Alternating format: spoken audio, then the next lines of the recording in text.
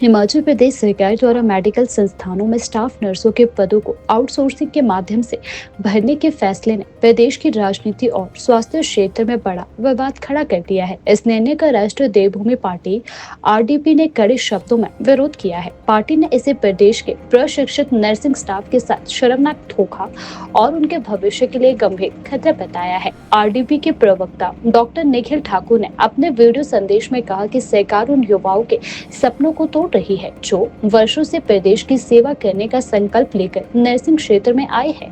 उनका कहना है कि जो युवा देवभूमि की सेवा का प्रण लेते हैं, जो बीमारों की देखभाल करते हैं, आज उन्हीं को सरकार असुरक्षित आउटसोर्सिंग प्रणाली के हवाले कर रही है। इससे बड़े उद्योगपतियों को फायदा होगा, पर प्रदेश का युवा सस्ती लेबर बनकर रह जाएगा। नर्सेज एसोसिएशन द्वारा मुख्यमंत्री को सौंपे गए पत्र का हवाला देते हुए आरडीपी ने बताया कि 2009 से कई बैच के युवा वर्षों से सरकारी भर्ती की प्रतीक्षा कर रहे हैं। कई नर्सेज की उम्र 40 वर्ष तक पहुंच गई है और अब आउटसोर्सिंग लागू होने से उनका स्थायी सरकारी नौकरी का सपना हमेशा के लिए खत्म हो सकता है।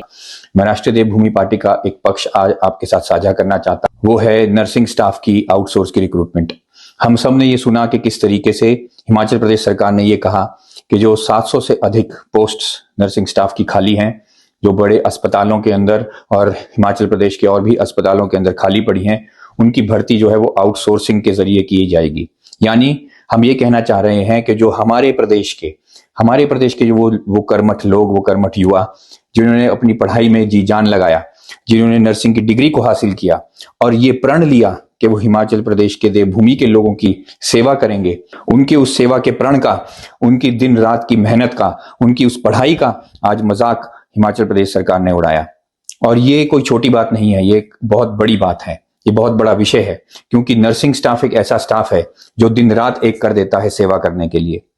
हम अक्सर ये देखते हैं कि जब कोई बीमार होता है तो हम उसकी गंदे कपड़ों को हाथ नहीं लगा सकते। कई बार ऐसे भी लोग होते हैं, इस हालात में भी लोग होते हैं जिनके शरीर से खून चल रहा हो, कभी पस पड़ी होती है, इस तरीके की चीजों को आप हैंडल नहीं कर सकते, लेकिन ये वो स्टाफ है जो ये सब चीजें आपके लिए करता है। अगर हम अस्पताल में भर्ती होते हैं, चाहे छोटी बीमारी हो चाहे बड़ी बीमारी हो, अगर आप कुछ दिनों के लिए अस्पताल में भर्ती हुए हैं तो आपने देखा होगा कि ये दिन रात एक आपकी सेवा में कर देते हैं। छोटी से छोटी बीमारी हो, बड़ी से बड़ी बीमारी हो, डॉक्टर क्या करता है? डॉक्टर आपका चेकअप करता है, आपको दवाइयां लिख करके देगा और वो डेली राउंड पे आएगा, आपको देखेगा। लेकिन ये नर्सिंग स्टाफ है जो उनकी कही हुई सभी बातों को दिल से करता है, बिना किसी पक्षपात के, बिना किसी भेदभाव के। ये नर्सिंग स्टाफ ही है जो सभी मरीजों की सेवा करता है। और जब मरीज ठीक होता है, ठीक होने के बाद अक्सर मरीज डॉक्टर का तो धन्यवाद करते हैं, लेकिन नर्सिंग स्टाफ को हम भूल जाते हैं। ये वो कर्मठ लोग हैं जो बहुत कम सैलरी पे काम कर रहे हैं। बहुत से ऐसे अस्पताल हैं जिसमें ये कर्मठ लोग 5,000 10,000 की तनख्वाह पर काम कर रहे हैं। और आज के जमाने में 5 और 10,000 में कुछ नहीं होता। हम अच्छे तरीके से जानते हैं ये महंगाई का दौर है। ये एक ऐसा दौर है जिसके अंदर 5-10 हजार में आपको कमरा भी नहीं मिलता किराए के अंदर। तो अगर कोई व्यक्ति नर्सिंग स्टाफ में काम कर रहा है या ऐसा कोई व्यक्ति है जिसका पूरा परिवार उसके ऊपर डिपेंडेंट है, तो 5-10 हजार रुपए में उसका गुजारा नहीं हो सकता। लेकिन प्रदेश की सरकार ने इस सब चीज को दरकिनार कर दिया और ये कह दिया कि नर्सिंग की जो भी रिक्रूटमेंट है उसे आउटसोर्सिंग के जरिए किया जाएगा। विपक्ष भी जो है वो बहुत कड़ा इसमें रुख नहीं अपनाता है। हम अक्सर देखते हैं विपक्ष ज्यादा से ज्यादा क्या करेगा, धरने प्रदर्शन करेगा, उससे ज्यादा विपक्ष भी कुछ नहीं करता है। लेकिन इनसे पहले भी जब भारतीय जनता पार्टी की भी सरकार रही, 2000 अगर हम 19 की बात भी करें तो उस समय पर भी जब कोविड वॉरियर्स को रखा गया तो उनकी सेवाओं को तो लिया गया और ऐसे समय पर सेवाएं ली गई जिस समय पर कोई किसी से बात नहीं कर रहा था, कोई किसी से मिल नहीं रहा था। उस समय पर अगर कोई बीमार था तो उसको कोई हाथ नहीं लगाना चाहता था, उस मरीज को कोई देखना नहीं चाहता था। उस समय पर इन कोविड वॉरियर्स ने काम किया, लेकिन उनको भी क्या दिया गया? उनको भी टेम्परेरी नौकरियों का झांसा दे करके फंसा लिया गया। और उसके बाद क्या हुआ? उसके बाद वो धरने प्रदर्शन करते रहे, नारेबाजियां करते रहे, लेकिन उनकी बात को किसी ने नहीं सुना।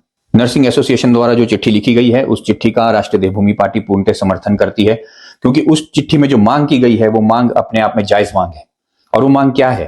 वो मांग है एक स्थायी सरकारी नौकरी की, जो हर एक व्यक्ति का हक है। अगर हम बात करते हैं इन नर्सिंग स्टाफ की तो इन्होंने बहुत मेहनत से डिग्री हासिल की है, कोई मजाक से डिग्री हासिल नहीं की है, कोई झोल से डिग्री हासिल नहीं की है। पूर्ण रूप से मेहनत करके उन्होंने डिग्री हासिल की। उसके बाद एक ही सपना उनके मन में था, और वो सपना क्या था? और वो सपना था सरकारी नौकरी का। वो सपना था स्थायी सरकारी नौकरी का, परमानेंट सरकारी नौकरी का।